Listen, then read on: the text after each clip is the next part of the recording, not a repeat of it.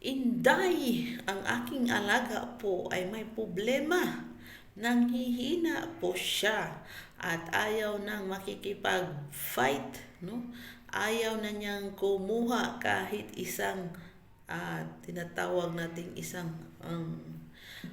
ayaw na talaga tumayo. So ano nga ba yung dapat kong gawin, Inday? Pakitulungan mo naman ako. Yun po yung tanong ni Dodong. So ito ang ating isasagot sa kanyang tanong, no? So Dodong, marami pong dahilan kung bakit ayaw nang tumayo ng inyong tinatawag natin dyan alagaan dyan, mga alaga-alaga ninyo dyan, no? Yung mga lato-lato nyo dyan, no? So, number one po ay yung tinatawag nating bisyo ninyo, no? Kung kayo po ay nagsisigarilyo, nag-iinom, asahan nyo po na malak o capacity na talaga kayo na maglato-lato. Dahil nga, pag may bisyo kayo, yung mga cells nyo, papunta sa mga dyan, yung blood flow nyo na magka-energize pa siya, ay magka-black man yan, ma-black yan. Dahil nga, alam nyo na ang sigarilyo, kung anong meron, kaya nabablack. So, iwasan nyo na pong manigarilyo at mag-inom-inom dyan kung gusto nyo pang mas energetic pa ang alaga ninyo. So, number 2 is yung tinatawag nating anxiety, depression.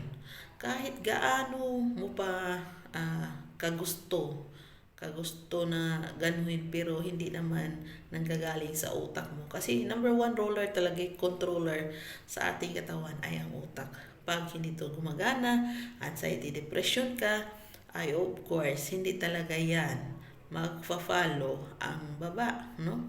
Kahit nanonood ka pa dyan ng magandang palabas, mga Viva Films, mga ano pa dyan, hindi talaga yan gagana pag puno ka sa problema. So, iwasan ang problema, hayaan mo, andyan na yan palagi.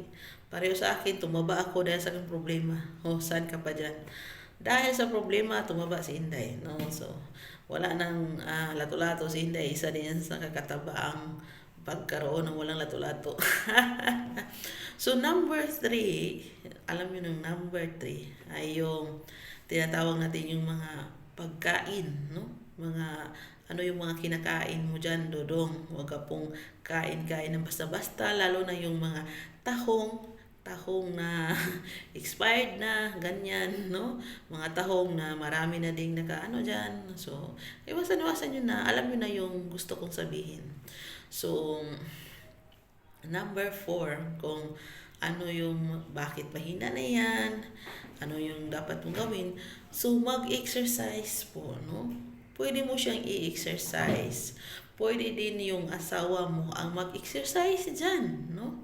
Kung hindi tamad si misis, kung hindi tamad si jowa, pilitin mo na siya ang mag-exercise kasi yan po yung trabaho ng asawa ninyo, no? Dahil minsan po, mayroon po talagang mga lalaki na ayaw, kung sila naman ang mag-exercise, no? Yung kusa silang mag-exercise ay hindi nabubuhay.